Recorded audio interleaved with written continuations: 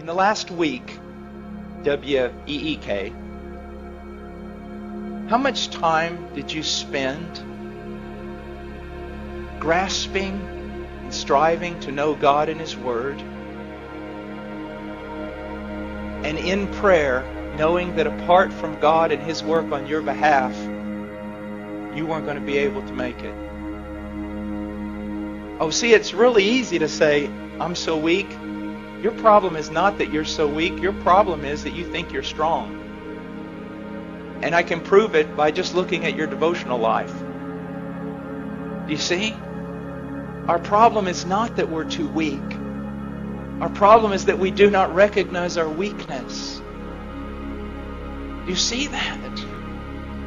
That's why the men and women that have been most used of God throughout Christian history seem to have only one thing in common: a recognition of their weakness.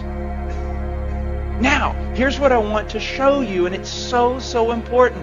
Weakness is not a hindrance to power. Weakness is the catalyst to spiritual power. The problem is wrong response.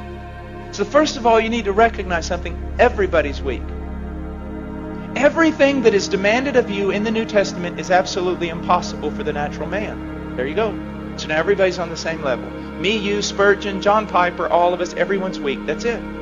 Now you can't use weakness as an excuse anymore because everybody's just as weak. No one can do this stuff. No one. So there you go. We're weak. The question is, what do we do? Now, many people just mouth weakness because it's the Christian thing to say. I'm weak. Other people find it very convenient to use that phraseology. Why? Because they can use it as an excuse for their sin. Well, I'm weak. Everybody's weak. But the right mindset here is in recognizing your weakness, it drives you to God.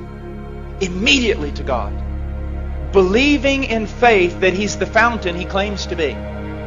That He's the source and the helper that He claims to be. That He is one of unlimited resources. That He does not greedily hand out to children, but He lavishes upon us.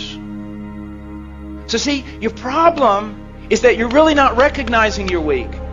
Or you recognize you're weak, but you just stay there in your weakness. The thing is, your weakness ought to drive you to God every time. But here's the problem. Let's enter in with your heart condemning you and Satan helping your heart condemn you. See, I have found so many people. I saw someone last night and I dealt a long time with them. Precious little girl. She recognized her weakness. She recognized her frailty. She recognized her sin. She recognized there were some things in her life she couldn't overcome right now. But here was her problem. She would see her sin, and because of the work of the devil and sometimes our own heart condemning us, she would put herself in the penalty box every time that she sinned. Well, you can't go to God right now. You can't just keep running back to Him. I mean, you sinned yesterday and you repented and asked for forgiveness. Now you've done the same exact thing today. I mean, you run back to Him, you're just a hypocrite. You don't appreciate God. You don't have a high view of God. What do you think? God just hands out pardon to everyone? And isn't that what we do? And isn't that what we think? We sin, a sin that we've already sinned and already repented of, and because of it we think we need to put ourselves in a penalty box for a little while, at least a couple of days, and try to work our way back into favor before we come to God. Because if we think, actually, you mean if I go back every time I do this, just immediately, not only going back and asking for forgiveness, but expecting forgiveness, isn't that hypocrisy? Isn't that a low view of God? Isn't that treating God as a forgiveness machine? No, it's being biblical. It's what poverty of spirit is supposed to do to us. Now again, I'm not preaching this, hopefully, to unconverted church people who are going to say, wow, if God's that good, I'll sin all the time and just go back and ask for forgiveness. Hopefully I'm not talking to people like that. Hopefully I'm talking to genuine Christians who really want to be something they are not yet. But when they find themselves frail and they find themselves weak and they find themselves sinning the same sin, they kind of huddle over here and wait. maybe read their Bible a few days, pray some more, show God they're really sincere before they run over there and actually try to get some forgiveness. No!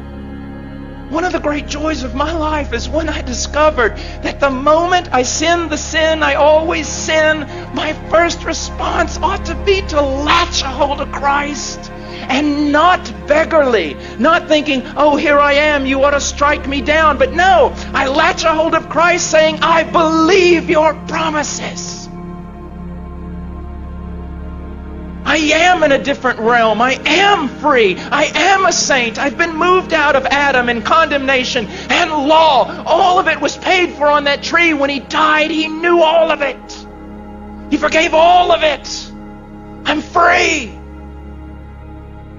It's absolutely spectacular.